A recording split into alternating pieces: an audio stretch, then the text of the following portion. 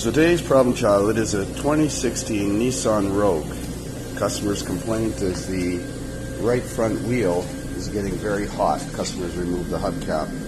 Drove it here this evening and that brake rotor was very, very hot compared to the left side and the rear. But he also has a message on the dash about service stability control or vehicle stability control.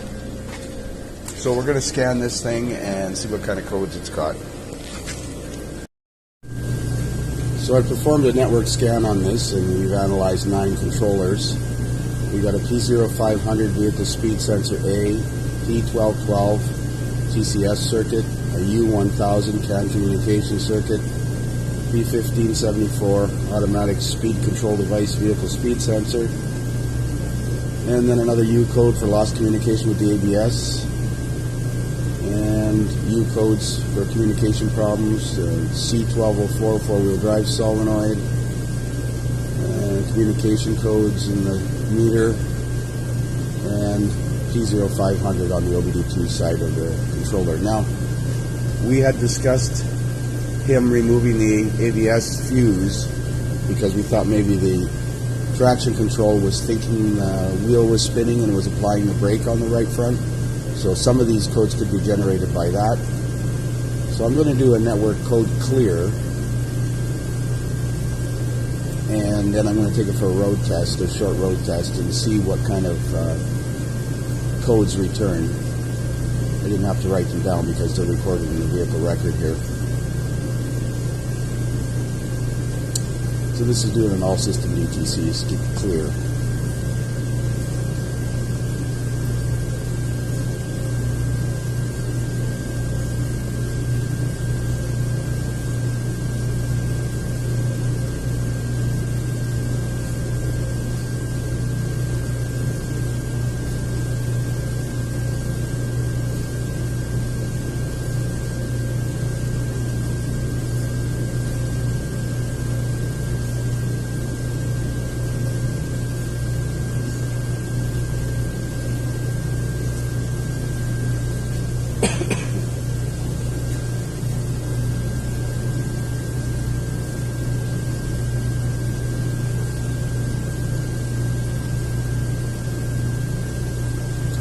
Intelligent cruise control. Wow.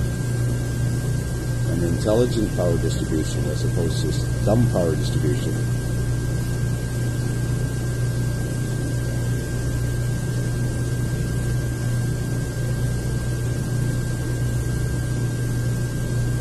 Okay, we should be just about done here.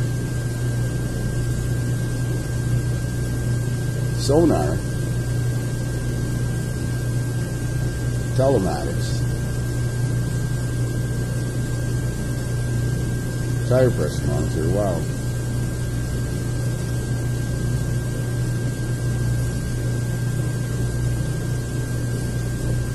So it's attempting to clear codes from obviously computers it doesn't have, so that's slowing it down because it doesn't. This is not a hybrid, so it doesn't have a hybrid battery control module or hybrid motor control module. And I'm sure it doesn't have a headlamp levelizer, not a leveler. So it detected and cleared codes from 8 systems, whereas it scanned 9 previously. I'm just going to do the code scan one more time just to see if anything has returned.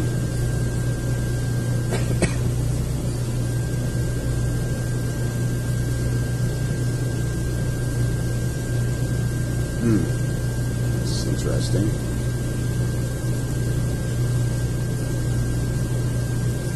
Code scan.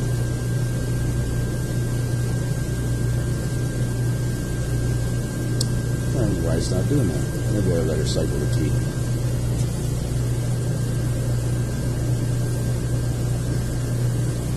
I'll just go into the engine control and make sure that that code was cleared.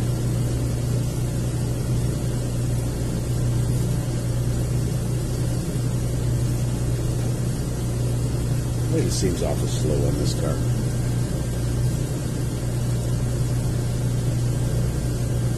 So the codes are cleared from the ECM. Let's try the anti-lock brakes.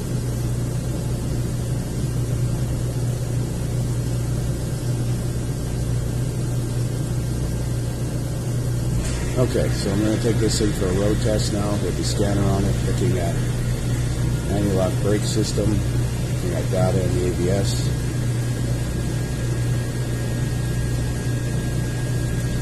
And then we'll see what code returns, if any, and go from there.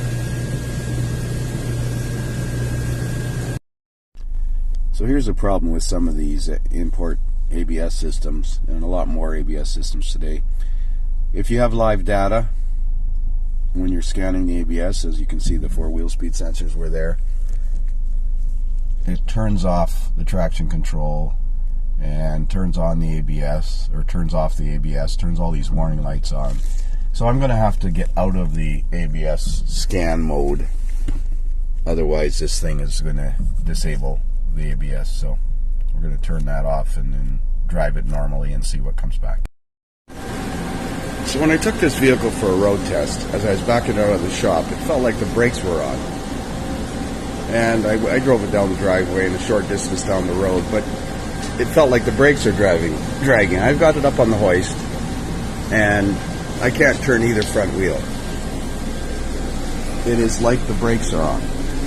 Now apparently this just had some work done to the heater, but I can't see how that would have affected heater, blower motor, and blower resistor would have affected this. So I'm going to have to see if there's hydraulic pressure in the caliper, or if the brake pedal's not returning or something. Weird. So all 4 wheels were partially applied, with especially the front. You can turn the back wheels now. All I did was readjust the brake switches. Now I'm going to have to look at the actual procedure for adjusting the brake switches. But how would those things get out of adjustment? I wonder if they had the instrument cluster carrier out of their steering column or something to do that heater repair. I'm going to have to ask the owner.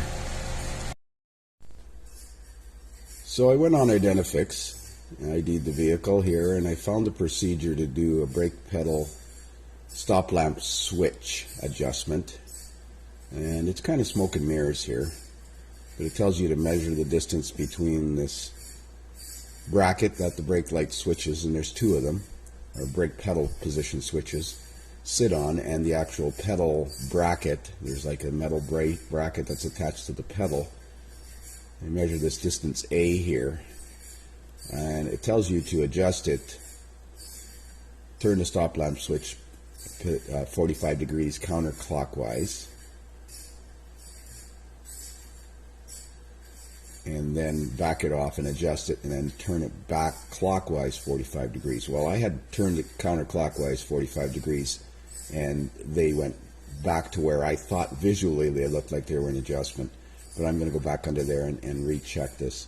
Now the brakes are not dragging, and I'm going to take it for a road test after and see if anything sets as far as wheel speed sensor codes are concerned. I can't explain why this would affect the speed sensor signals.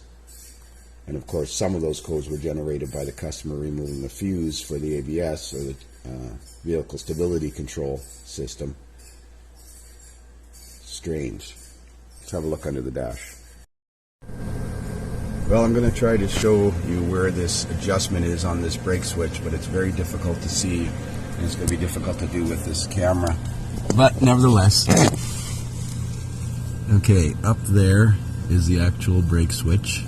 Right there, there's 2 of them. There's one on the bottom, one on the top.